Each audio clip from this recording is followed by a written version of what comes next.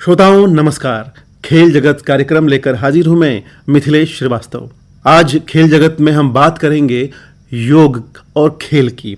हम बात करेंगे कि योग से खेल कैसे खेल सकता है। जी हाँ, खेल के खेलने की बात की जा रही है, वो भी योग के सहारे। योग किस तरह से खेल और खिलाड़ियों को मजबूती प्रदान करता है, उनका सर्वांगीण विकास करता है, उन्हें लचीला बनाता है और भी क्या कुछ कर सकता है योग। इसके बारे में बातचीत करने के लिए हमने स्टूडियो में आमंत्रित किया है जगदीश चंद्र तिवारी जी को, जो खेल प्रशिक्षक हैं। बहुत बहुत स्वागत है आपका जगदीश जी। जी धन्यवाद सर। तो सबसे पहले तो हम यही जानना चाहेंगे, जो हमारा आज का विषय है, खेल से खिलेगा खेल, इससे आप कितना इत्तेफाक रखते हैं? जी, जैसे कि आपने बोला जी कि खेल जो है, योगा और खेल एक दूसरे से इंटरकनेक्टेड हैं। और योग हमारे जीवन की, हमारे समाज की एक बहुत ही पुरानी पद्धति है। योग के माध्यम से हम अपने शरीर को, अलग अलग अंगों को अलग अलग तरीके से विकसित कर सकते हैं, उसको लचीलापन दे सकते हैं और उसका सर्वांगीण विकास होता है योग करने से। जी। तो खिलाड़ियों की जहाँ तक हम बात कर रहे हैं, खिलाड़ियों के लिए कितना फायदेमंद है? और उससे पहले हम ये भी बता दें अपने श्रोताओं को कि योग को भी खेल का दर्जा हासिल है। जी। तो ये खिलाड़ियों को किस तरह से फायदा पहुंचा सकता है? जैसे कि हम सभी लोग जानते हैं कि हम कोई भी खेल अगर खेलते हैं, चाहे वो योग से रिलेटेड आसन हो या ग्राउंड से रिलेटेड हमारे खेल हो, फुटबॉल हो, बास्केटबॉल हो, बैडमिंटन हो, उसमें हमारी बॉडी को एक फ्लेक्सिबिलिटी की जरूरत होती है, एक हमारे मसल्स को स्ट्रेंथ की जरूरत होती है। योग एक ऐसा माध्यम है जिससे हमारे अलग अलग जो मसल्स हैं उनको एक स्ट्रेंथ, ताकत मिलती है और हमारे जो जॉइंट्स हैं, हमारे जो मसल्स हैं, उसको लचीलापन, फ्लेक्सिबिलिटी प्रदान होती है। तो योग के माध्यम से हम लोग अपने दूसरे जो ग्राउंड से रिलेटेड इंडोर या आउटडोर गेम हैं उनको भी करने में हमें काफी मदद मिलती है। जी। जैसे अगर हम बात करें फुटबॉल की, जैसे आपने कहा भी फुटबॉल की, तो उसमें पैरों को स्ट्रेंथ की ज्यादा जरूरत होती है। इंडोरेंस है, स्पीड है, ये सारी चीजें फुटबॉल में बहुत अपना महत्व रखती हैं। जी। तो जैसे जो भी खिलाड़ी हैं, अगर वो जब प्रतियोगिताएं ना हो रही हों तो अपने शरीर के फिटनेस के लिए योग करें, तो स्पेशली अगर आप कुछ आसन बताएं जो खिलाड़ी कर सकें। जी। जैसे कि योग में हमारे, जैसे मैंने आपको पहले ही बताया कि योग में हमारे जो आसन होते हैं वो अलग अलग तरीके से करने के तरीके होते हैं। इसमें जो आसन जो होते हैं, खड़े होकर जो किए जाते हैं, इसमें आपका ताड़ आसन हो गया, वृक्ष आसन हो गया, जी, अर्ध चक्र आसन हो गया। तो इनके अलग अलग बेनिफिट्स भी रहते हैं। ताड़ आसन हम लोग करवाते हैं अपने बच्चों को, हमारे जो स्टूडेंट्स आते हैं, तो इससे उनकी हाइट में इंक्रीज होता है। और ये आपका दूसरा आसन जो मैंने बताया आपको, अर्ध चक्र आसन, इससे बॉडी में लचीलापन आता है और इससे दूसरे गेम खेलने में भी उन्हें काफी मदद मिलती है। जी। और जो हमारे कुछ आसन लेट के होते हैं, जैसे शव आसन हो गया है, आपका भुजंग आसन हो गया है, तो ये आसन जो होते हैं लेट के किए जाते हैं। और एक आसन और होता है जिन्हें बोलते हैं इन्वर्टेड आसन। इन्वर्टेड आसन में शीर्षासन हो गया और ये हला आसन हो गया। इस तरीके के आसन जो होते हैं ये इन्वर्टेड आसन कहलाते हैं। तो ये सारे आसन जो होते हैं बॉडी को स्ट्रेंथ प्रदान करते हैं, ताकत प्रदान करते हैं और लचीलापन, फ्लेक्सिबिलिटी प्रदान करते हैं। जो विभिन्न अलग अलग तरीके के जो खेल होते हैं उनमें उनकी अलग ही महत्व देखने को मिलता है। जी। मतलब जो एक खिलाड़ी जो योगा कर रहा होता है लगातार, और एक जो योगा नहीं करते हैं, उन दोनों में अंतर पाया जाएगा। बेहतर प्रदर्शन योग जो करने वाले कर सकते हैं। जी।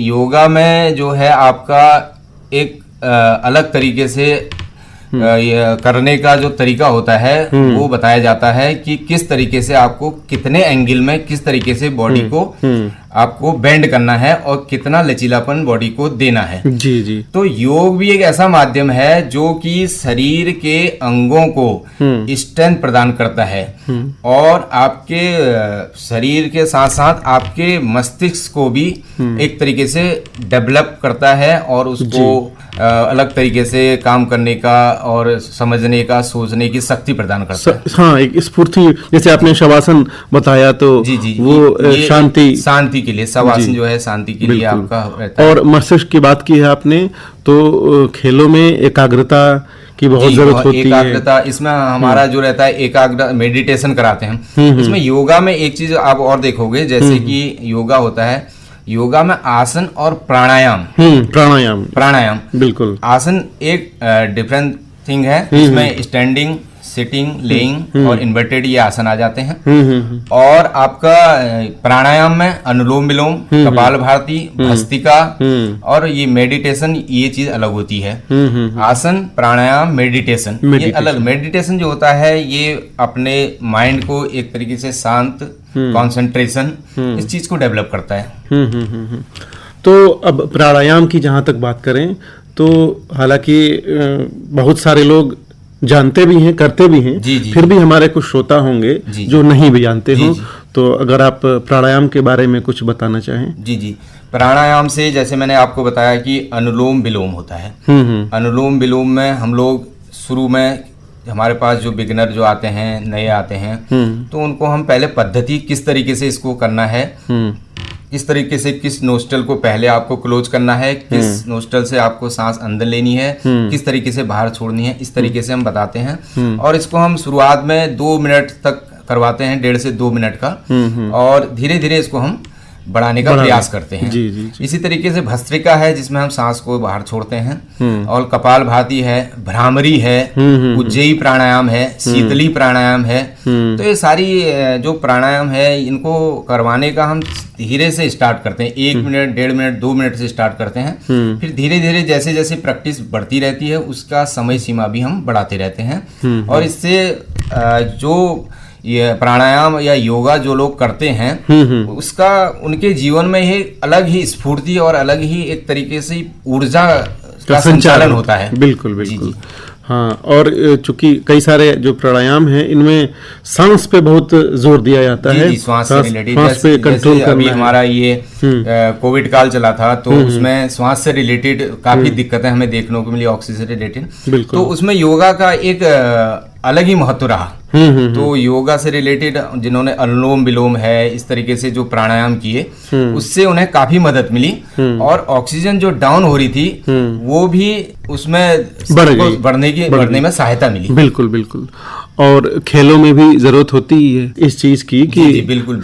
मतलब ऑक्सीजन की सप्लाई शरीर में जी ज्यादा से ज्यादा। बिल्कुल। कोई भी गेम अगर हम खेलते हैं, जैसे बास्केटबॉल ही आप ले लीजिए, बास्केटबॉल में स्पीड की भी जरूरत है, स्ट्रेंथ आपकी, उसकी फ्लेक्सिबिलिटी की भी जरूरत है। फुटबॉल में इंडोरेंस, स्पीड, स्ट्रेंथ, ये सारी चीजों की जरूरत है। योगा ही एक ऐसा माध्यम है जिससे कि हम अपने इंटरनल ऑर्गन को स्ट्रॉन्ग करते हैं, और वो चीज अगर हमारी स्ट्रॉन्ग है, हमारे लंग्स जो हैं, फेफड़े हैं, वो सही से वर्क कर रहे हैं, तो हम ग्राउंड पे कोई गेम खेलते हैं उसमें हम 15 से 20 या आधा घंटे तक लगातार अगर हम खेलते हैं, हमारे इंटरनल ऑर्गन्स, हमारे लंग्स वगैरह स्ट्रॉन्ग हैं, तो आसानी से हम उसमें उसको खेल को खेल सकते हैं। और बात अगर हम करें योगा खेल की तरफ, ये जैसे फुटबॉल और बास्केटबॉल, ये क्रिकेट है, बैडमिंटन है, तमाम खेल हैं, लेकिन अगर योगा को खेल की तरह अगर हम देखें तो जैसे आप जहाँ कहीं भी बच्चों को पढ़ाते हैं,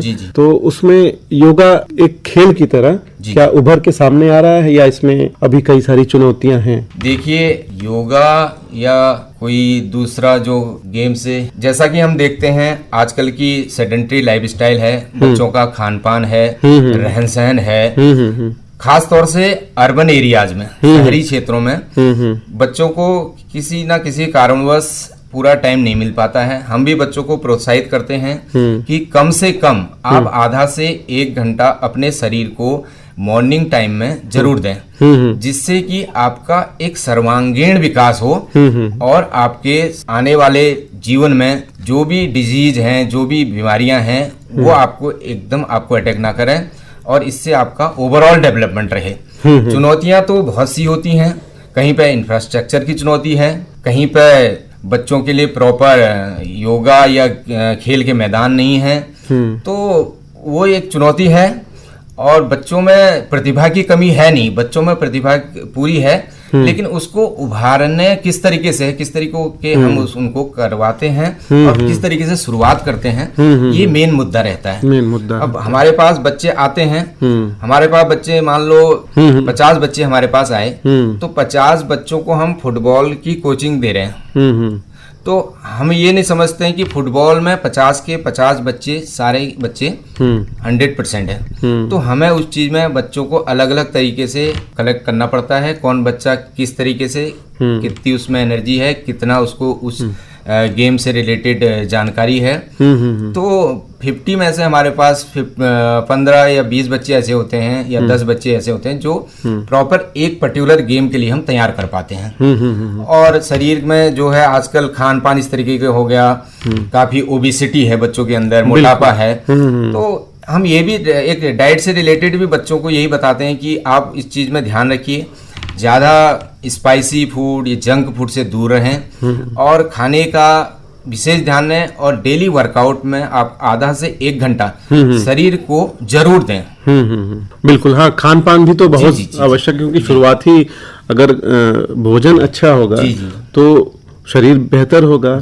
और कहा भी जाता है कि स्वस्थ शरीर में स्वस्थ मस्तिष्क रहता है, और सब कुछ तो मस्तिष्क से ही चलना है। शरीर स्वस्थ रहेगा तो आपका मस्तिष्क अपने आप ही स्वस्थ रहेगा।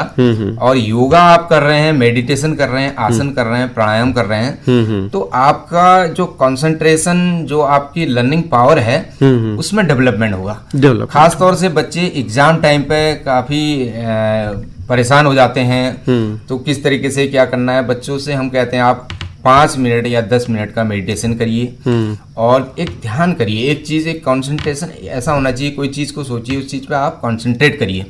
तो उससे क्या होता है, मेडिटेशन और प्राणायाम करने से मानसिक शांति मिलती है, क्योंकि स्ट्रेस अगर कोई बच्चा लेगा तो उससे परेशान हो जाता है, तो उसको मोटिवेट करना, समझाना, ये हमारा दायित्व है। तो हम ये समझाने का प्रयास भी करते हैं। बिल्कुल बिल्कुल, ये दायित्व है और इस दायित्व को आप बखूबी समझ भी रहे हैं। और इसी तरह से योगा जो है खेल के लिए और खिलाड़ियों के लिए भी एक सपोर्ट का काम करते हुए सामने आ रहा है, और उनकी एकाग्रता बढ़ा रहा है, उनको मानसिक शांति प्रदान कर रहा है, और इन सब के अलावा खेल के रूप में भी धीरे धीरे उभर रहा है। और इससे हम उम्मीद करते हैं कि योगा आगे भी खेल में और खिलाड़ियों के लिए लाभान्वित होता रहेगा। और हमारे स्टूडियो में आने के लिए और इतनी महत्वपूर्ण जानकारी देने के लिए जगदीश चंद्र तिवारी जी, आपका बहुत बहुत धन्यवाद। धन्यवाद सर, आपका बहुत बहुत धन्यवाद।